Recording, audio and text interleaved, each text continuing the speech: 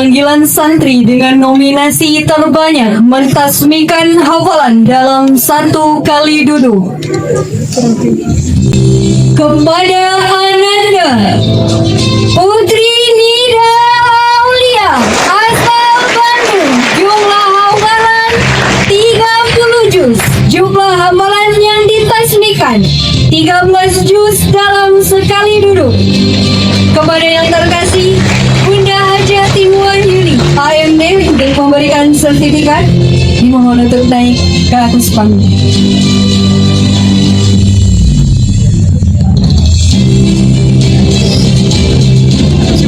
Santai aja. Sekali lagi lihat sini ya. Lihat sini Bu. Oke, 1, 2. Acara selanjutnya adalah pesan cinta dan nasihat yang akan disampaikan oleh yang terkasih Al Mukarram wal Muhtaram Al Ustadz Dr. Haji Ali Kusan SPDI MIKOM. Kepada Al Ustadz kami persilahkan. Bismillahirrahmanirrahim. Assalamualaikum warahmatullahi wabarakatuh. Bismillah walhamdulillahi wassalatu wassalamu ala rasulillah. Asyhadu an la ilaha illallah wahdahu la syarika lah wa asyhadu anna Muhammadan abduhu wa rasuluhu alladzi la nabiyya ba'dah. Allahumma salli ala Muhammadin wa ala ali Muhammad kama sallaita ala Ibrahim wa ala ali Ibrahim wa barik ala Muhammadin wa ala ali Muhammad kama barakta ala Ibrahim wa ala ali Ibrahim innaka Hamidum Majid. Faqala Allah Ta'ala fi kitabihil karim, a'udzu billahi minasyaitonir rajim, wa tazawwadu fa inna khairaz zadi taqwa. Wa qala Rasulullah sallallahu alaihi wasallam, iqra'ul Qur'an fa innahu ya'ti yaumal qiyamati syafi'an li ashabi. Al-hadis. Puji dan syukur kita panjatkan kehadirat Allah Subhanahu wa Ta'ala. Alhamdulillah, atas limpahan nikmat, karunia, taufik dan hidayah dari Allah Subhanahu wa Ta'ala. Hari ini di bulan Muharram, Syahrullah, bulan Allah Subhanahu wa Ta'ala, pagi hari yang istimewa, kita hadir dan menyaksikan putri kita semua ini telah menyelesaikan hafalan 30 juznya. Nah, mudah-mudahan Allah senantiasa memberikan limpahan rahmat, taufik dan keberkahan pada usiamu, pada ilmumu, dan seluruh orang tua dan keluargamu insya Allah, hingga kita kembali berjumpa di surga Allah Subhanahu wa Ta'ala, lengkap dengan para leluhur dan keturunan kita masing-masing. Amin ya Allah ya Rabbal Alamin. Salawat dan salam semoga tetap terlimpah curah untuk Nabi panutan anom, Habibana wa Nabiyana wa Maulana Muhammad sallallahu alaihi wasallam, untuk seluruh keluarganya, para sahabatnya, tabi'in, tabi'ut tabi'in, sampai pada kita, umat yang terus berupaya, berusaha mengikuti langkah dan sunnah Nabi. Semoga kelak di yaumil qiyamah kita termasuk di antara umat yang mendapatkan syafaatul uzma dari baginda Nabi yang mulia. Amin ya Allah ya Rabbal Alamin. Bapak, Ibu, Ayah, Bunda, termasuk juga para donatur yang hadir dalam kesempatan ini, juga anak-anakku sekalian yang saya sangat cintai dan sayangi. Tahun lalu Ustaz berdiri memberikan sambutan untuk kakak kalian khusus angkatan 7. Dan saat itu Ustaz dalam kondisi sakit, ya. Sakit, diuji oleh Allah Subhanahu wa Ta'ala, nggak bisa berdiri, nggak bisa berjalan. Tapi qadarullah, karena ingin memberikan sambutan untuk anak-anak santri khusus 7 saat itu, tahun lalu, alhamdulillah, qadarullah wa masya'a fa'al, Allah berikan Ustaz kemampuan, kesanggupan untuk bisa berdiri. Dan hari ini alhamdulillah dalam kondisi sehat walafiat, membersamai anak-anakku sekalian, santri-santri yang telah selesai menghafal 30 juznya, bisa mendampingi kalian dalam keadaan sehat walafiat, alhamdulillah. Nah, boleh bisa lihat ada disertasi man? Iya, sebelah sini. Tunggu di sini. Bapak, Ibu, Ayah, Bunda, ini adalah penelitian saya untuk menempuh jenjang studi S3. Judulnya adalah Dinamika Komunikasi Intrapersonal Santri Program Karantina Tahfidz Al-Quran. Penelitian kurang lebih selama 2 tahun untuk santri-santri yang menghafal Al-Quran. Bagaimana hati mereka berbicara, bagaimana jiwa mereka merasa, bagaimana batin yang mereka rasakan, tekanan, bisa jadi pernah stres, depresi, dan tekanan mental yang sangat dahsyat. Tapi Bapak Ibu Ayah Bunda, anak-anak Bapak Ibu ini telah berhasil melewati masa-masa krisis ketika menghafal Al-Quran. Jadi saya tahu betul, saya tahu persis bagaimana anak-anak mengalami kesulitan yang luar biasa. Tadi Musyrifah yang menyampaikan tidur yang sangat kurang. Dari 24 jam bisa dihitung berapa jam mereka tidur. Kalau misalkan dibicarakan tentang rasa nyaman dan tenang dibandingkan dengan anak-anak yang berada di rumah masing-masing, bagaimana tidur mereka, bagaimana kenyamanan mereka, apa yang terjadi dengan diri mereka, itu sangat berat.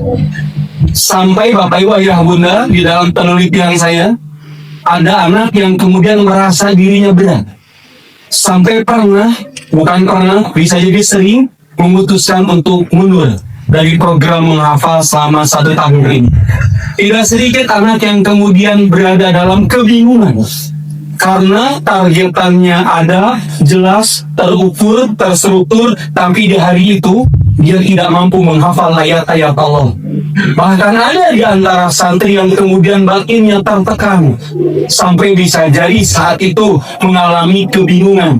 Saya dapati ada santri yang ke ayat Al-Quran itu bilang begini, "Kamu tuh kenapa susah dihafal? Saya mau ngafalin kamu. Saya ingin menghafal kamu, kenapa kamu susah dihafal?" Itu momen pertama. Tapi momen lanjutan berikutnya mereka semakin akrab dengan Al-Quran.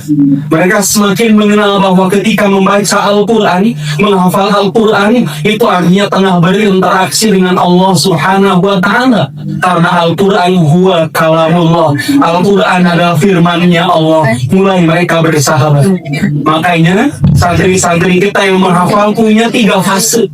Fase pertama itu adalah fase paling berat, penyesuaian waktu, penyesuaian penghafal. Fase yang kedua adalah fase mulai mereka beradaptasi, dan fase yang ketiga inilah puncak spiritual paling tinggi. Dalam hasil penelitian yang saya lakukan terhadap anak-anak santri, saya merasakan bagaimana anak-anak ini berada di dalam puncak spiritual saat tidak mampu berharap, tidak bisa minta pertolongan, tidak bisa minta apapun yang diharapkan dibutuhkan hati dan jiwa, kecuali hanya kepada Allah Subhanahu wa Ta'ala. Jadi Bapak Ibu, jangan pernah meminta hidup selalu berada dalam nyaman dan tenang. Justru hidup di dalam tekanan itu akan mendatangkan cahaya dan mukjizat dari Allah Subhanahu wa Ta'ala. Oleh karena itu Bapak Ibu Ayah Bunda, saya tulis buku judulnya Nurun ala Nur, cahaya di atas cahaya, dari luka, air mata, lalu menjadi cahaya. Salah satunya adalah inspirasi santri-santri yang menghafal Al-Quran. Tidak sedikit orang yang tutup mata, tutup telinga dengan mengatakan hanya sekedar menghafal, apa gunanya? Hanya sekedar menghafal. Tidak sedikit orang mengatakan katanya seperti kerak yang dia hanya bergulir dengan kelapa dan tidak tahu apa isinya.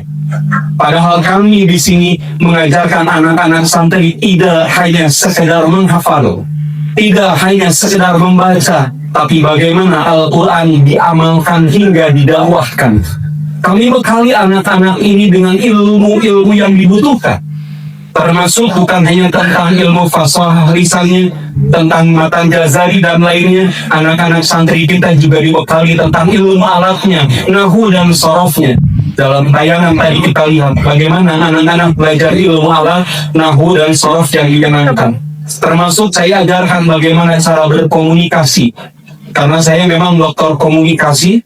Jadi saya ajarkan bagaimana Al-Quran mengajarkan kita cara berbicara, cara berkomunikasi dengan mereka yang hatinya keras, dengan yang hatinya bebal. Gimana caranya agar komunikasi kita menembus batas hati mereka. Dan Allah sebut dalam Al-Quran dari qaulan baligha. Bagaimana kita bicara dengan orang tua? Namanya qaulan karimah. Orang tua butuh apa? Butuh sanjungan. Orang tua butuh apa? Butuh kabar berita yang baik. Maka tidak perlu menyampaikan kepada mereka hal-hal yang buruk. Bicara kepada anak itu namanya qaulan syahidan. Dan semuanya itu saya telah sebutkan tentang bagaimana komunikasi dengan orang-orang yang berbeda dalam buku komunikasi Quran. Saya ajarkan kepada anak-anak bagaimana cara berbicara, cara menyampaikan ayat-ayat Allah terhadap orang-orang yang berbeda. Oleh karena itu, 3 pesan yang selalu disampaikan dalam setiap kesempatan. Nah, satu, ingat, jadilah orang besar. Orang yang hidupnya buat banyak orang. Jangan jadi orang yang kerdil dan kecil, yang hidupnya hanya untuk dirinya sendiri, egois, hanya memikirkan diri dan kenyamanannya sendiri. Jika kami dari dulu mau memperkaya diri, cukup saja kita kumpulkan harta, kita punya rumah, kita punya kendaraan. Sampai hari ini Bapak Ibu Ayah Bunda, saya buktikan ke anak-anak, sampai detik ini saya tidak punya rumah pribadi. Jadilah orang insaf.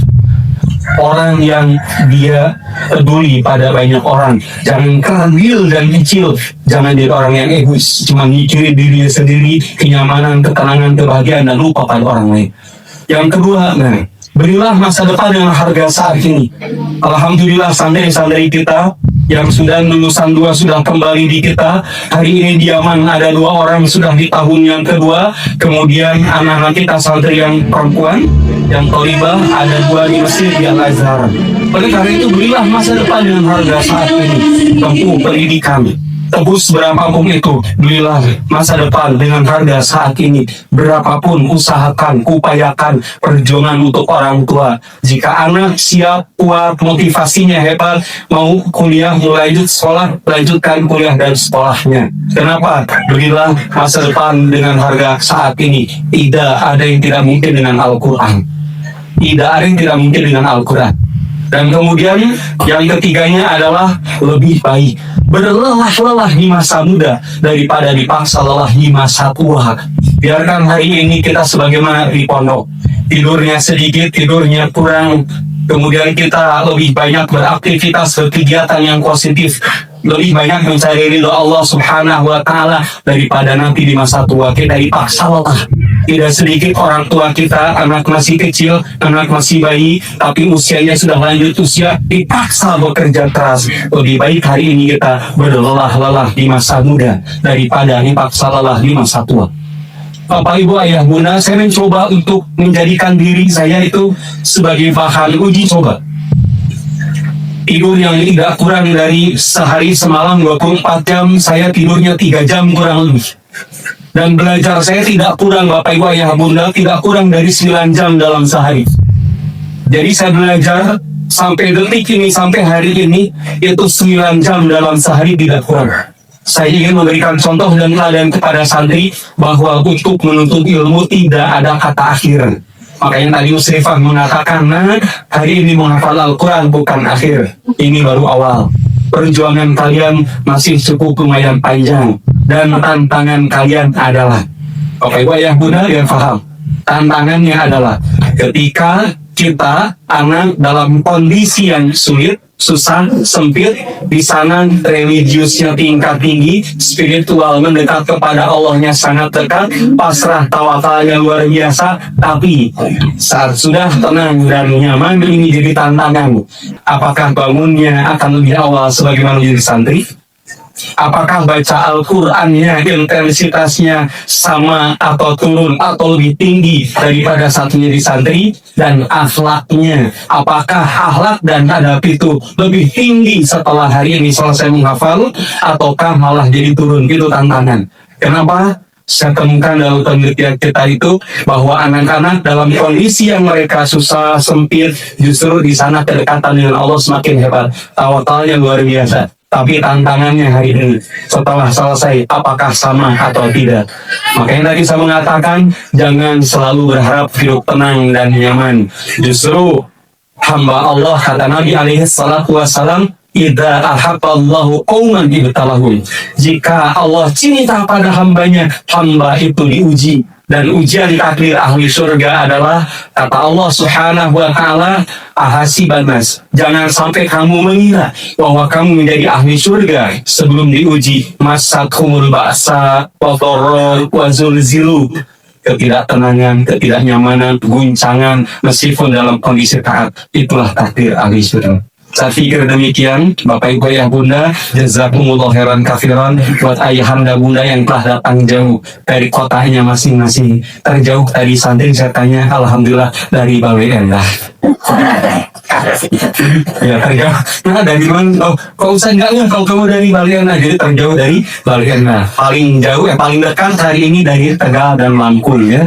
Alhamdulillah. Kita sudah diwakili berbagai macam provinsi yang belum dari Papua saja. Sulawesi, Kalimantan, Sumatera, Pulau Jawa, sudah ada santri-santri kita yang belum tinggal dari Papua saja. Ya, mudah-mudahan lain kesempatan ada santri kita ya di program, baik yang usul, ulia, dan takhusus, ada santri dari Papua insyaallah. Demikian, akhirul kalam, aku lupa lihat wa astagfirullah li wa lakum. Assalamualaikum warahmatullahi wabarakatuh.